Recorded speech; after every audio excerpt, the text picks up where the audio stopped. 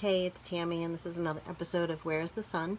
This is where I discuss the energies that we come into contact with or contact us as the sun moves through the Human Design Mandala. For those who are new to this, the mandala has 64 gates. They're very similar to the I Ching.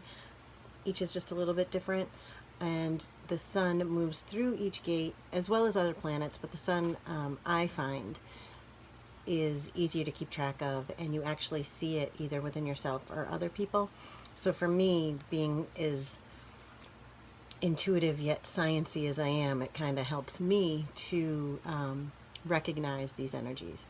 So what these videos are meant to do is to help you with your chart. So if you don't have a chart, you can ask me for one. They're free to run. They come with your type and strategy, the chart, and then a document discussing the rest of the chart and what it all means. I do have to redo that document though, now that I think about it. So anyway, we are entering today, or the sun has entered. I do always say we, but it's the energy of the 30, and the gate 30 is like desire. It's the energy to burn. It's intense. It's constant. It's, you come up with an idea, you can bring it to fruition with this energy. Whether or not you followed your strategy, something will happen. It will be more positive to you if you use your strategy.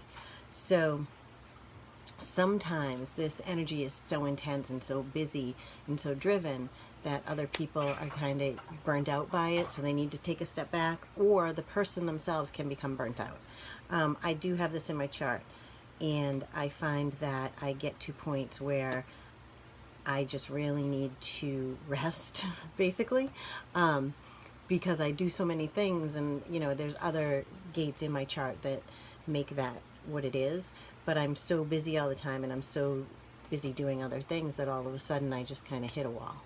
And when I hit that wall, I'm burnt, and I just need to take a step back and regroup. A lot of times it happens this time of year, and luckily there is snow this time of year, so that helps me to be able to be kind of present and mindful and get back to where I'm at without it seriously impacting things around me. Not that it always has been that way, but over the last few years I've seemed to fall into that little area. It seems like around January I'm like, oh my god, I can't take it anymore, and then February you get like a few days off, things like that. The other part of this channel, which are the two gates together, is the 30 and the 41. And the 41 is like the fantasy. So you can have the fantasy, you can have the idea, you can have the vision, and then the 30 puts the power behind that to make it so. So I have both of them, so they kind of balance each other out. Hi, Perry. So it's if you don't have this energy this week, you might feel, she's such a pain. You might feel a little more energy, a little more driven, a little more passionate. You might have more of a desire to get something done. Use it to your fullest. So I'm posting this tonight, even though I just posted one the other day, because we're in the first day of this. And I think it's really important over the next 6 days that people be able to take all the things that they've been trying to manifest, and this kind of gives you the power to get it done, or to gather the people that it is to get it done, depending on other aspects of your chart.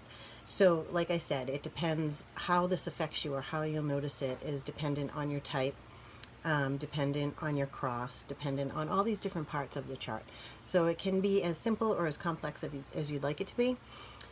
However, I have not met one person that has not identified with their chart, or that it really made them understand why they or somebody else behaved in a certain way. So I think that's all I have for today. If you have any questions, if you want a chart, anything like that, you can hit me on Facebook, you can send me a message, or you can send it to my email, tamc2006@gmail.com. See you next week.